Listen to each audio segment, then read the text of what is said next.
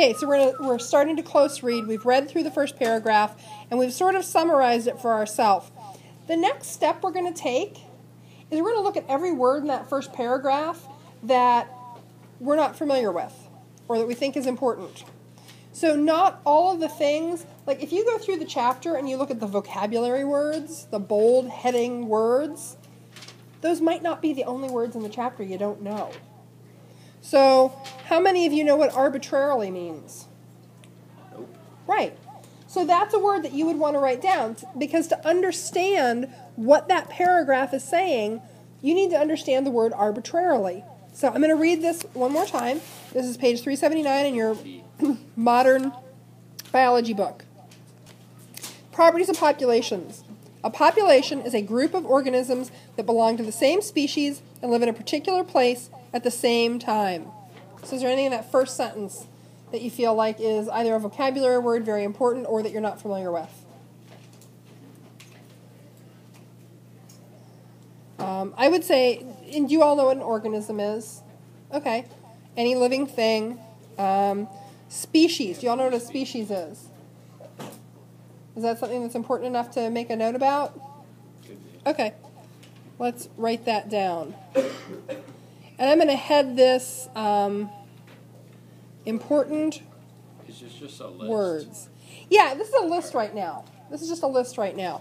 So important words that we might need to look up, or we might need to sort of clarify with other things we find in the text. All of the bass living in a pond during a certain period of time constitute a population because they are isolated in the pond and do not interact with bass living in other ponds. Anything in that sentence that you feel like? Interact? Okay. Anything else? Constitute. I wondered about that one. Some people might say isolated. Isolated. Yeah. Okay. Good. So let's go through the next sentence. The boundaries of a population may be imposed by a feature of the environment, such as a lake shore, or they can be arbitrarily chosen to simplify the study of a population. Okay. Everybody's imposed, okay? And I think everybody is saying arbitrarily is, yeah, arbitrarily. Okay, anything else in that sentence? Boundaries of the population may be imposed by a feature of the environment, such as a lake shore, or they can be arbitrarily chosen to simplify the study of a population. Okay. Last couple sentences. The properties of populations differ from those of individuals. An individual may be born, it may reproduce, or it may die. A population study focuses on a population as a whole. How many individuals are born, how many die, and so on. Any words in there that you think are really important? Okay. Those are all pretty clear, nothing that you feel like you're not familiar with or are so important we need to write them down. And those are, the one that, no, okay, I guess that's pretty good. Okay, so now we know this is about populations, and we've got some words that we need to possibly look up, but we definitely need to know what they mean. All right, so for these words, this is just one paragraph's worth of words. Where are some good places to make sure that we understand what those words mean? Dictionary, the back of your book, the glossary in the book. Google is fine. Dictionary.com is fine. For things that are not, Wikipedia is not fine. It's user edited. For things especially that are not science words, like arbitrarily, imposed, constitute, those are great for Dictionary.com is fine. That's all you need. For species, Dana. A group of organisms of a single type that are capable of producing fertile offspring in the natural environment. Okay. Organisms. So let's reword that. So the definition for your book is a group of organisms that are capable of producing fertile offspring in the natural environment. So they can breed with one another. That's all it is. They can produce offspring that are able to breed. So Can you think of an example of something that doesn't produce fertile offspring? A mule. A mule is a non-fertile offspring. What are a mule's parents? A horse and a donkey. A horse and a donkey. Horses and donkeys are not the same species because they can produce offspring, but their offspring can't reproduce. Okay? So they're not living? No, they're living things. They're living things, but they can't produce fertile offspring. So have you ever seen a mule? Yeah.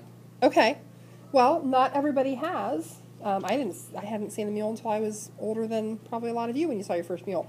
I was hiking at Beaver Creek, and somebody came down trail, and there were 2 horses, and then there was this really weird-looking horse. What's that? It was a mule.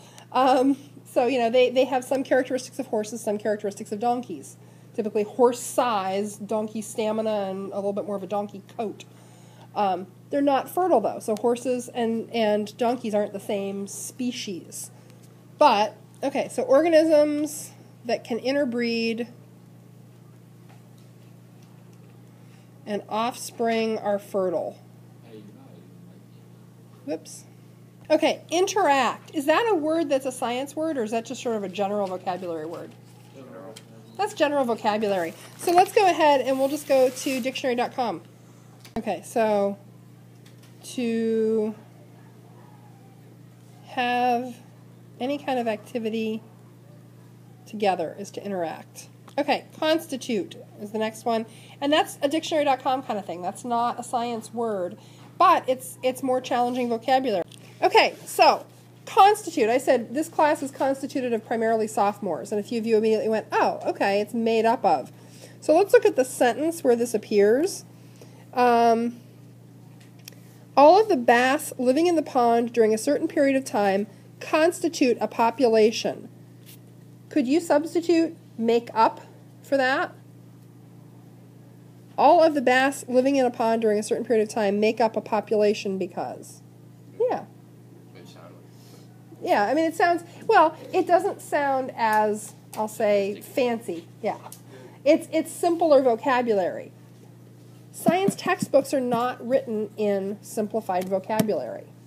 Now, your elementary science textbooks were, but at the high school level, these are written with a higher level of vocabulary, which means you're going to stumble on words in pretty much every sentence that you're not quite sure what they mean. So you have to get good at either figuring it out from context or not being afraid to go to dictionary.com, pull up a dictionary on your phone, whatever you need to do to make sure that you understand what the sentence is really saying to you. When I used to, many years ago, and I used to have my chem kids read the chapter, and I would have kids every year who say, oh, okay, I read it, I'm done. No, you don't read a chapter in a science textbook like you read, a novel. It takes longer, and you really have to kind of dig a little bit. Okay, so constitute, to make up. The other word that's often used, like constitute, is to comprise. So the population is comprised of. This class is comprised of mostly sophomores. Maybe like consistent of. Consists of, yeah. And constitute and consists are related words. If you look at those, they have the same root. Okay, isolated. So, pardon? Singled out. So we've got singled out. Who else has got a feeling about what isolated means? Let's read it in context. All of the bass living in a pond during a certain period of time constitute a population because they are isolated in the pond and do not interact with bass living in other ponds. So you said singled out. What did you say? Iced over. Iced over? No, I think you're seeing the IS, but it sounds like ice, but no.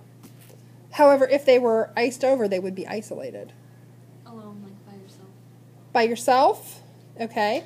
Because the next part of the sentence says they don't interact with other bass in other ponds. So to isolate means, so let's see what dictionary.com says. Imposed. What do you get on imposed from context? The boundaries of the population may be imposed by a feature of the environment, such as a lakeshore, or they can be arbitrarily chosen to simplify the study of the population. So imposed, what do you think? Like forced upon. Forced upon, Suggested. suggested. What are some other ideas? And of course, imposed can be used in slightly different ways. So let's look at what dictionary.com's got to say. Set upon or forced upon is to impose. Let's read that sentence and hear this in context. The boundaries of the population may be imposed by a feature of the environment, may be forced by the features of the environment, such as a lakeshore, may be set out by a feature of the environment, such as a lakeshore. So if you've got a pond that's isolated, it doesn't make sense to make your population something outside the pond. Okay, arbitrarily, our last one. I'm going to arbitrarily pick somebody to hold this calculator. Random. Here, Thomas. Yeah, why did I pick Thomas? Just 'cause. No reason, totally random. There was nothing that drove that decision. He doesn't have a sign on his head that says, I really need a calculator right now. You know. I'm gonna wear It's just, okay, you do that. So it was, yeah, arbitrarily is randomly. So let's read that sentence in context. The boundaries of a population may be imposed or set out by a feature of the environment, such as a lakeshore, or they can be randomly chosen to simplify the study of a population. Does that make sense? No. Yep. Yeah.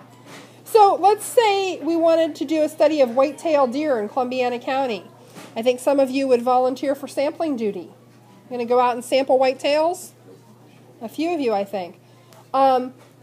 Is Columbiana County some sort of biological boundary?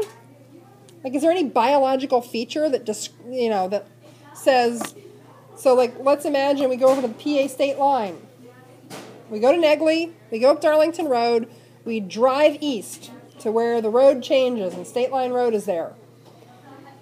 Is there some biological difference between the woods on the Ohio side of the line and the woods on the PA side of the line?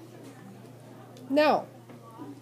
As far as the biology goes, that is a random line that humans drew. There is no difference. That's like when people say, well, they have bears in PA, but we don't have them in Ohio. Right, because they have to get their passports stamped at the border. You know. The state line, the county line, those are random human boundaries. Those are arbitrarily chosen from a biological perspective. They were chosen for political reasons, not biological ones. Okay? So, now that we know these things, we've read through this paragraph, the next thing, we're going to reread it, and you're going to see if there are questions that you would have. Now, with a paragraph like this is a very intro paragraph. This is the beginning of the chapter. It's not like big, deep ideas. We may not have questions that come up, but very often when we're reading something that's a science text, the reading itself is going to generate more questions. So let's read it again. Population is a group of organisms that belong to the same species and live in a particular place at the same time. All of the bass living in a pond during a certain period of time constitute a population. We'll finish after lunch. Okay, so we're going to finish this up, and we're going to go ahead to a review game. Review for the test. The test is over chapter 20, and that will be on the 19th. That is Wednesday. Okay.